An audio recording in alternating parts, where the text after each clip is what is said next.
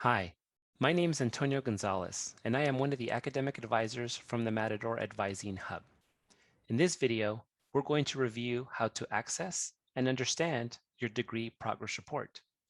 Be sure to watch this video in its entirety and complete the survey at the end. The survey will then prompt our office to send you an invitation to schedule your second semester one-on-one advisement appointment. Please allow 2 to 3 business days to receive the email invitation. Don't forget to check your CSUN email regularly to ensure that you get this email. Okay, let's begin. So what is the Degree Progress Report, DPR? It's an online tool that outlines your degree requirements and tracks the progress towards completing your degree.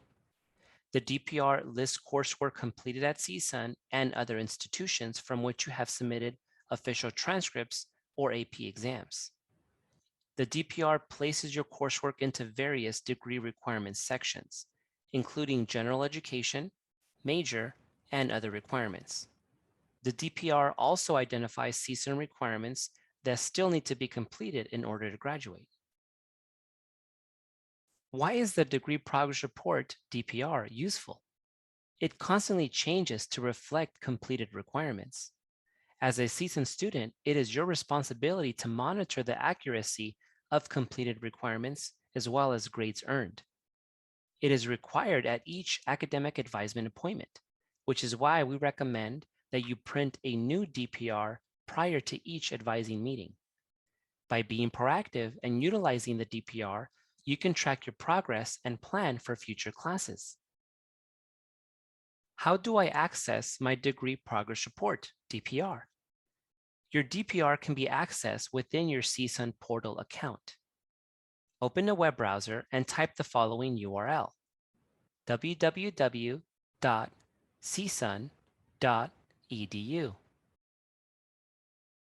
Once on the homepage, navigate to the My CSUN menu and click on CSUN Portal. From the CSUN Student Portal, click on Academics, then Advising and Degree Planning. Click on Degree Progress Report. This page is where you can generate your DPR. You have two choices. The first choice is to run your DPR based on your current major, which is listed under Degree Program, and you will also find the year that you were admitted to CSUN on the far right under Catalog Year. You also have the choice to run a DPR under a different major than what you are currently declared. To run a DPR, you can run it as an HTML for viewing, or you can run it as a PDF document for printing. This is what we're going to use to generate the DPR. Click on Run Audit. Once your DPR has generated, you will be on the Complete Audit Request page. You will find the major of your DPR, catalog year, day and time in which it was generated, the format, the person who ran the DPR, and a link to view your DPR. Select this link.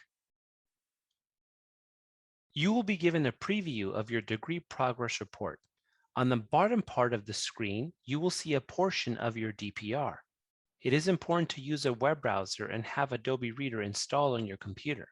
In some cases, you may get an error message in this area. To download your DPR, click on the link above, Download PDF Audit.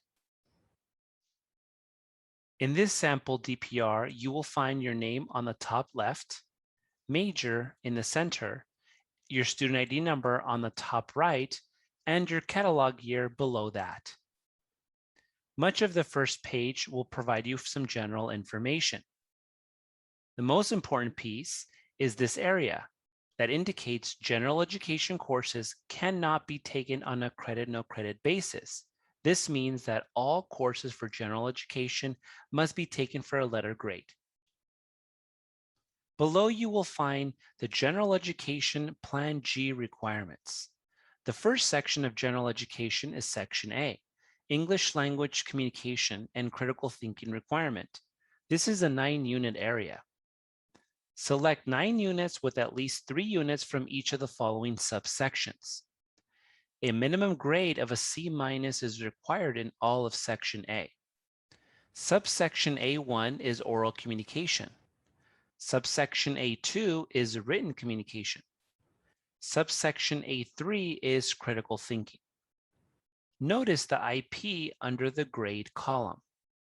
On the far left, you will also find the term in which the course is being taken. When a course is in progress, you will find a plus symbol on the far left of that subsection. Subsection A2 is also listed as in progress. Subsection A3 has not yet been attempted. In this case, you will be given a list of courses that you can take to satisfy this requirement. Also, notice the far left, a minus symbol indicating this requirement has not yet been attempted. Next, we have Section B, Scientific Inquiry and Quantitative Reasoning Requirement. This is a 12-unit section. Coursework in this section must include one lecture course in each sub-area B1, B2, and B4, and one laboratory activity connected to either the B1 or B2 lecture course. Students must also take one B5 course. The total units required for sections B1 through B3 is 6 units. For B1, Physical Science, we have a list of courses here. For B2, we have Life Science with a list of courses here. Section B3 is the laboratory requirement. You must take one course from B3 that connects with either the B1 or the B2 section. Below, you will find section B4, Mathematics and Quantitative Reasoning Requirement. In this sample, this course is listed as in progress. Notice the IP under grade. Also, the plus symbol on the far left of subsection B4. Subsection B5 is the upper division scientific inquiry or quantitative reasoning requirement. Upper division courses must be taken once the student has achieved junior standing, which is when 60 units have been earned. Next is Section C, Arts and Humanities Requirement. This is a 9-unit section. You must select 3 units from C1, C2, and C History requirement. Subsection C1 is the Arts requirement. In this sample, this requirement has been met via an AP exam. The grade is EX for exam, units earned, term, and again, the plus symbol indicates this subsection has been completed. Subsection C2 is the Humanities, and you have a list of courses to satisfy this subsection. C History, American History, Institutions and Ideals, you must select one course from the list here. Next is Section D, Social Sciences Requirement. This is a 9-unit requirement. The first part of Section D is Social Sciences. You must select 6 units from the listed courses below. The second part of Section D is D Government Part 2, Constitution of the United States requirement.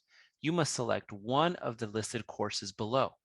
Notice, all courses listed in D Government Part 2 also satisfy D Government Part 3, which means by taking a course in the Constitution requirement, it will automatically satisfy the California state and local government requirement.